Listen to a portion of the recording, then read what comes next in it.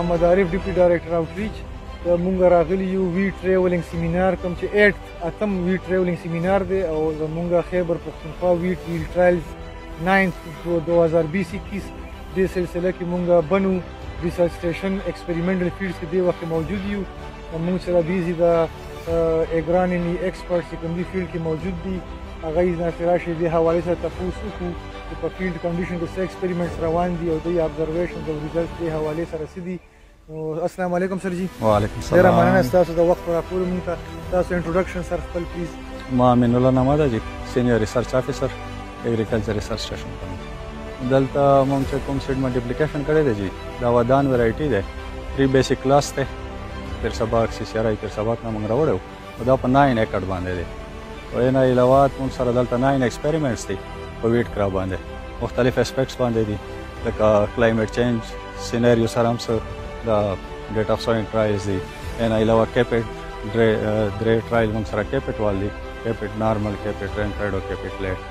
یې نه علاوه مونږ خپل دغه کوم نرسریز دي NRC نه چې راغلی دی دا هم دلته مینټین کوو او یې سره سره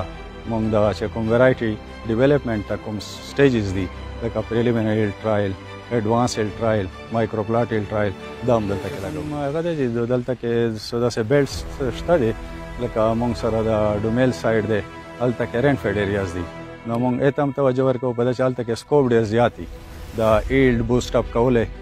لکه هلته چې کوم دی ویرایټي لګوي ډېر کم ایلډ راځي هلته کې نو مونږ کوشش وي چې دلته کې داسې ویرایټیانې راوباسو ډیولپ کړو چې هغه چا کوم دی هغه دی کمپیر ټو دیټ هغه لږ ایلډ ډېر سیوایي او هغه مطلب په ډراوټ ټالرنټ وي ډیزیز ریزسټنټ وي نو دې ویرایټیونه باندې هم کار کوو مونږ. سر تاسو خپل ایکسپیرینس کې چې دلته کوم ویرایټیز ډیولپ کیږي یا الریډي ډیولپ ویرایټیز کوم چې تاسو ریکمنډ کوئ د زون د کلایمیټ چینج حوالې سره څه ډیزیز ریزسټنس یا د ډیزیز انسیډنس مختلف ویرایټي تاسو په ایکسپیرینس سره ابزرو کړي دي یا د کیپټ په ټرایل کې تاسو داسې وکتل چې لکه د ټمپریچر چینج سره یا شفټ اف رینفال سره څه ډیزیز سسپټیبلیټي سیوا شوي د ایگزیسټینګ ویرایټیز حوالې سره. دلته کې چې مونږ پروش کال دلته کې 3 ویرایټیز لګولې وو سیډ ملټیپلیکیشن دپاره په کې ودان ښایسته پیر سباق 2013 نو لږ معمولي غوندې پروش کال چې کوم هغه حالات وه ډېر زیات فیوریبل او کنډوسیو د رسټ دپاره نو په دغه ښایسته باندې او په پیر سباق معمولي غوندې ټچ راغلی و ودان ډېره زیاته ریزسټ کوله که نه د رسټ دپاره ډېر ریزسټ نو مونږ دې کال په ډېر تقریبا میکسیمم فیلډ باندې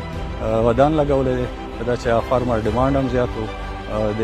رسټ هم ریزسټنټ دی فیلډ پوټینشل هم ډېر ښه دی نو دې د وجې نه مونږ دې ځل په میکسیمم فیلډ باندې ودان. او په کوم چې ډیزیز راغلی سره ټالرنټ لیول ته بالکل جی ټالرنټ خو مطلب ټچ په راغلی و نو مونږ وایي چې داسې نه چې مونږ فارمر ته ریکمنډ کوو بیا دلته کې حالات هغه نو بیا دی لږ دا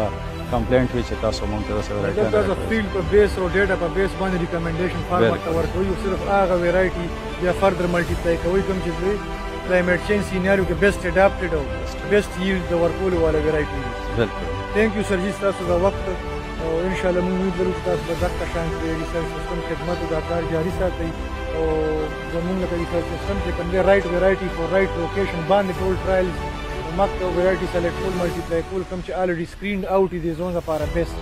نو په دې ایجنډا باندې په دې لاین باندې موږ روان یو دا کې فټ او ویټ ټیل سیمینار هم دې د لپاره دی چې موږ